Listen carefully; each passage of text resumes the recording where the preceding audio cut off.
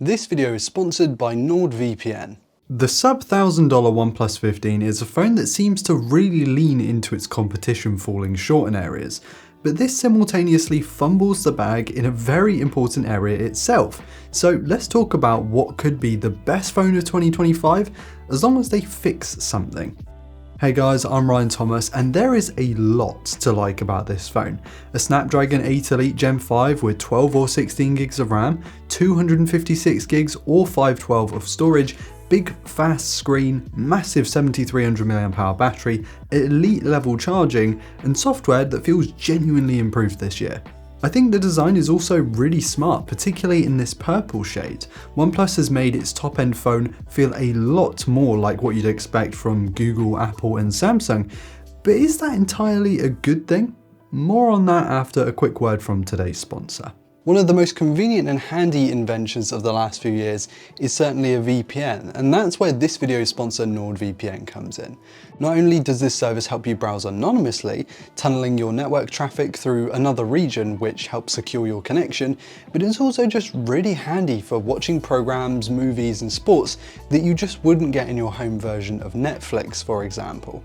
Or if, like me, you're a die-hard Premier League fanatic and you go on holiday, being able to log into your streaming services just as you normally would without a fuss is brilliant, and NordVPN allows you to do that. It works on Mac, Windows, iOS and our beloved Android. It's easy to install and get set up. If you go to nordvpn.com/androidpolice, you'll get up to 77% off a 2-year plan and 4 months extra for free. So check that link out in the video description, and a big thanks to NordVPN for sponsoring today's content. So let's address the elephant in the room right away. These cameras.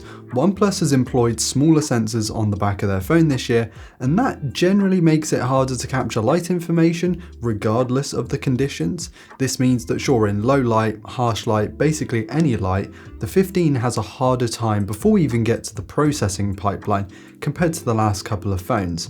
The company started using what it's calling the Detail Max engine instead of that Hasselblad endorsed color tuning pipeline, and that has only really added to what's currently a downgraded camera system. OnePlus has a habit of releasing updates a few weeks down the line after launch that lift the camera performance, so there is still a possibility of this thing improving. But for now, me and my colleague Andy Boxall have found it being pretty inconsistent at nailing images.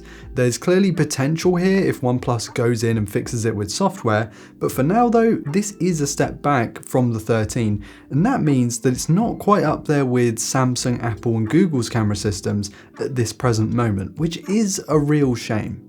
Photos and videos can come out looking pretty good, and they can also come out falling wide of the mark. So it's kind of a toss-up as to what you're going to get at any given moment. Ultra HD 4K 120p is really nice here to go with the 8K, as is the OnePlus Log option for Pro video mode. For your information, the Rec 709 conversion is available on Oppo's website for those of you looking to grade this footage on your computer. At present, the OnePlus 15's camera is not quite at the races, and given what I'm about to say about the rest of this smartphone, that is quite a disappointment. Because I'm sure many of you are already aware that if you've seen anything regarding the OnePlus 15's launch, the remaining factors really do stand up. The physical hardware here makes the 15 feel like a Pixel or a Galaxy in the build quality, and that is a good thing. I'm not partial to flat sides myself, but this fits right in with the top shelf mainstream smartphones in the West. The buttons are super tactile, the rails and the back have kind of a grippy texture to them which makes it easier to hold. The camera bump I think looks super sharp, very clean. The bezels are tiny, the ultrasonic fingerprint reader is rapid, and I'm a big fan of this purple colour too. It does kind of shift tones depending on how the light hits it, and it's really nice to hold and use. It feels elite. With an IP68 and 69K rating, should withstand basically any downpour that you might be caught up in as well. And the performance and battery life, well yeah, this is just another level to the Galaxy S25 Ultra and Pixel 10 Pro XL. On the former, there have been reports of overheating which neither me nor my colleague Andy Boxall could replicate with our independent OnePlus 15 units. Don't get me wrong, those extreme benchmarks from 3D Mark did make this phone feel very warm to the touch. It registered at 50 degrees C, but that was only ever in those benchmarks. In day-to-day gaming, even the high-end titles, it never got close to that. And the performance was outstanding the whole time. Whatever I threw at the OnePlus 15, it just ate it right up. I suppose that's not really surprising given what we know about previous OnePlus phones, and it is worth noting that my unit is the 16GB RAM, 512GB ROM version, but I wouldn't expect a major performance drop-off with the entry-level model either. This phone is absolutely rapid. The 7300 mAh battery, for some context, is almost 50% larger than what you'll find in the S25 Ultra. And that's whilst the phone is weighing a little bit less as well. It's over 2000 mAh larger than the considerably heavier Pixel 10 Pro XL, and that raw capacity does actually translate to elite level real world longevity. This has been a 2-day phone for me, and actually I think it could probably do 3 days if I gave it a long enough run. There's no charger in the box this year, which is annoying, same as last year, though this is a UK spec that I have here, so maybe in different regions it differs. But I've been using the 100-watt brick that I have from my OnePlus 12, and it's been charging pretty quickly. Though of course if you use the right charger, it will go up to 120 watts over a cable and 50 watts wirelessly. Needless to say though, the battery and charging setup in the OnePlus 15 just demolishes the big three. It is another level. OxygenOS 16 on Android 16 is quite a nice upgrade. It's not an overhaul, so to speak, but more so just a buttoning up of a few areas, tidying, making the phone feel more sophisticated and really well put together. And I do like what OnePlus has done here.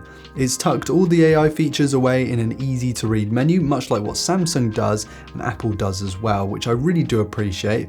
And it is quite limited in this way. But you know, if you're like me and you're a bit sick of AI, this is actually a bonus if anything. And you don't feel like you're being forced to use it either, which makes it a much nicer experience than some other versions of Android. A good job to OnePlus and OxygenOS 16 because it's pretty cool. One thing I do have to point out though is my favourite background app, which is Backdrops, not sponsored or affiliated by the way. It just won't open on my OnePlus 15. I'm not sure if it's a Backdrops problem, a OnePlus problem, I can't work it out, but it's annoying and it needs fixing. Outside of this though, I found the phone to run really nicely, zero hiccups or crashes outside of that Backdrops scenario. I feel like we're at a point now where OnePlus really had an opportunity to just demolish Samsung in the quality of its phone at this price. And as I pointed out, there are a good few reasons why you should still consider this phone. I mean, the performance is top class, the battery life is outstanding, the fit and finish are superb, and the software is coming along very, very nicely too. The screen is phenomenal, the little touches like the fingerprint scanner and the speakers, very, very high quality.